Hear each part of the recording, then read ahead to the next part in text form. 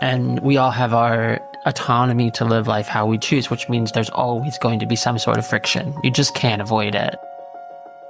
And the idea that they have to hide their identity or hide who they are so that their light does not shine as it's supposed to. It makes my heart hurt. It really does. It makes my heart hurt so bad. Welcome to a conversation between two friends. This is Alice. And I'm David. And this is Truthfully Yours. We are by no means experts or teachers, just speaking honestly within the bounds of friendship. If you found your way here, maybe there's something in that honesty meant for you too. We invite you to lean in, and perhaps you'll recognize your own journey in ours. David is going to a World Cup match between Egypt and Iran, two countries that have petitioned to have pride flags removed from the stadium. As a member of the LGBTQ community, he's wrestling with how to show up as himself in a space that doesn't welcome him. Alice has wrestled with identity her whole life, reconciling her Christian faith with who she is and finding peace with leaving the church. In this episode, they explore what it means to show up as yourself when the world tells you not to, and why love is always the answer. This is Truthfully Yours. Now here's Alice and David. I've gone through multiple stages of identity crisis throughout my whole life, starting with race and culture, also identity crisis growing up as a tomboy until high school. Felt very masculine, felt like I was not feminine enough. So I pursued like masculine types of hobbies. I'm still even working through that today, to be honest. That's part of the reason I'm doing dance. So I can like learn to move more gracefully, which has been great. For me, I've gone through multiple identity crises, and I'm not having a crisis of faith, but it took a lot for me to disassociate myself with the church. I felt the same way growing up in church, where I always just felt uneasy about some of the beliefs that were passed down, because I think I was able to just be like, well, what if that were me? Religion has a lot to say about how people should live their lives. But these rules we like to put on people, to put them in cages, it makes my heart hurt. Every person who is born into this world, they have a life path for them. Yes. And the idea that they have to hide their identity or hide who they are so that their light does not shine as it's supposed to, it makes my heart hurt. It really does. It makes my heart hurt so bad. This match that I'm going to in a few days that's being held here in Seattle is between Egypt and Iran, two of the most unfriendly attitudes towards gay people within their country of any other in the world. Iran carries the death penalty and last executed 3 men in 2011 on charges related to same-sex intercourse. Egypt commonly prosecutes people under their anti-LGBTQ laws. And so showing up at these games poses, can we call it identity crisis?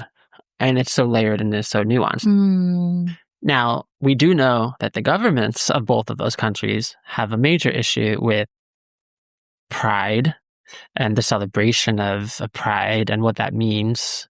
They have both petitioned FIFA to one, have this match be played in another location that's not currently going to be celebrating Pride Weekend here in Seattle, and then also petitioned to have any pride flags removed from the stadium, which in Seattle, we have pride flags in all the stadiums all through the month of June. It's just what we do.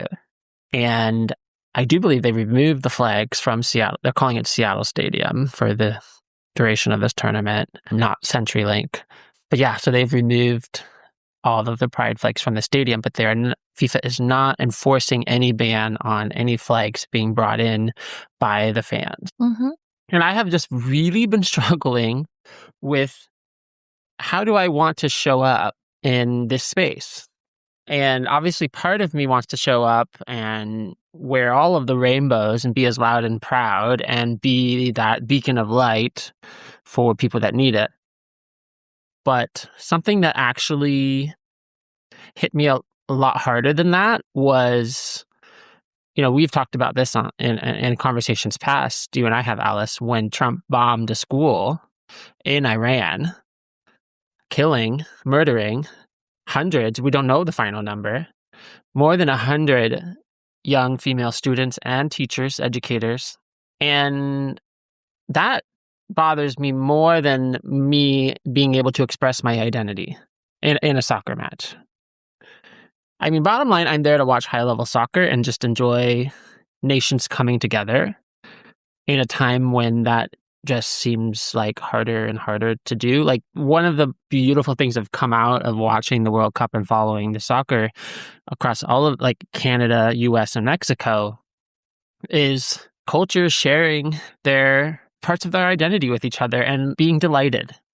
Something came to me, I was about to fall asleep the other night, which was like, let me go out and buy an Iranian jersey from Iran team that's blank on the back, and write the name of the school. Oh.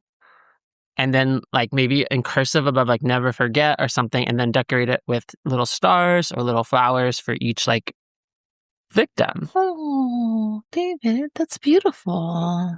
Right? But I couldn't find a goddamn jersey anywhere in the United States. Like, we don't carry them.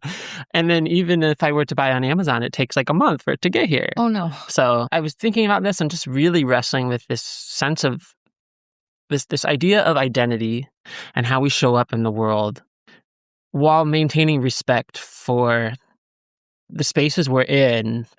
I guess also being respectful of our own self and our own identity. Now, I would also have a little pride flag pin on the front of my jersey. So it's not like I can't do both. Men look outwardly where God looks at a person's heart. So I'm more concerned about the heart space. I don't care about the outwardly stuff. And so when I think about identity, I'm more concerned, what is the identity that you hold in your heart? The very first commandment is to love, and people want to define what love is. I don't think that there is examples in the Bible that they say that love is condemnation. Love is judgment. Love is murdering somebody else because of their sexual preference. I just don't see it.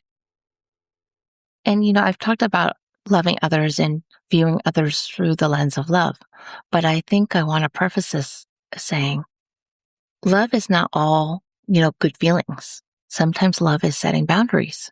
Sometimes love is letting certain relationships go. That's also loving. If you're being abused in a relationship, the most loving thing you can do for that person and yourself is to remove yourself. That's the most loving thing you can do. And I know we've talked about this before, but before we can even really try to view other human beings through the lens of love, through the eyes of love, you have to learn how to love yourself because you cannot otherwise. Yeah. I know I'm not alone in my belief in this. You know how I know that what I believe is true, at least true for me, is that I have total peace about the way I feel about this situation, the way I look at life. I think the people who don't have peace are the ones who are actively trying to find ways to persecute people who are different. Why are we actively trying to go against love? And let's not even mention all the families that have been broken up because they can't accept somebody in their family. I mean, David, you're not the only one. I know lots of people who grew up in the church, who had to leave the church, who basically don't even talk to their parents or their family anymore because they came out. Yeah. And then what makes me really mad about it is that they feel, and I hope it doesn't come across as judgmental towards you, but sometimes they feel like the people who left, they also confuse God with the church. But God does love them. The God that I know loves everyone. Yeah. No, I mean, I'm not offended by that at all. For me personally, I am so enamored by the love of God. So enamored. And I have a really great relationship with God. But I don't have a good relationship with the church at all. And I think people confuse the church with God and vice versa. So they feel like if I attend church, if I follow the rules, if I sing the songs, that I'm a good person. And for me, I'm thinking, why do we make things that are supposed to be so beautifully simple into something that is so complicated? A very incredibly pleasant surprise that I've had in growing older and having more experiences around more Christians that do define themselves essentially as Christians, but not at all like the ones that I grew up with. Now, I think it's understandable that for many years after leaving church and suffering a lot of trauma from that time of my life, if someone were to mention Jesus or Christianity or God, everything within me would instantly go and seize up and be like, danger, danger, danger. And I've learned that's entirely not true. And I'm very grateful for it. My younger sister, who's probably my closest friend on earth, still goes to a church that is super open and welcoming of all people and preaches God's love. Mm-hmm. In my sister's mind, and probably some of the people's minds that are essential to the big part of that church's organization, it's like, how do we apologize to the queer community, not just for the actions of the church in the past, and how do we repair that relationship? Because the fact is that community is an incredible source of strength and purpose and meaning. But you're always it's filled with people. And we all have our autonomy to live life how we choose, which means there's always going to be some sort of friction. You just can't avoid it. Annoyance is the price that we pay for a community. I was just at a wedding this last weekend, and there were women I reconnected with that I haven't seen in over 20 years. And these were women who were part of a Christian moms group that I started with 5 other women, and it grew to 200 women and their kids. It was so interesting as we're all reconnecting, and all of them are still church, and that's great. I don't have anything against the church for them. It's just not for me. The question always comes up, oh, where are you going to church now? Right? I always say, I'm not going to church. I've decided to leave the church, but my family still attends here. It always used to make me feel a little awkward. I wasn't ashamed to say it, but it's also part of that performative masking that we want to feel belonging. And it feels somewhat kind of dirty to say you don't go to church, but you're a Christian. Yeah. Because the two are so closely tied to one another. But this time around, I didn't feel any shame. I was really proud of myself. I was thinking, yeah, I don't. And I didn't have to explain myself. I just said, yeah, I don't go to church anymore. But I said, but I still love Jesus. I still love God, but I don't go to church. And I'm still evolving. I'm still changing. I'm still learning about myself. And I think it's great.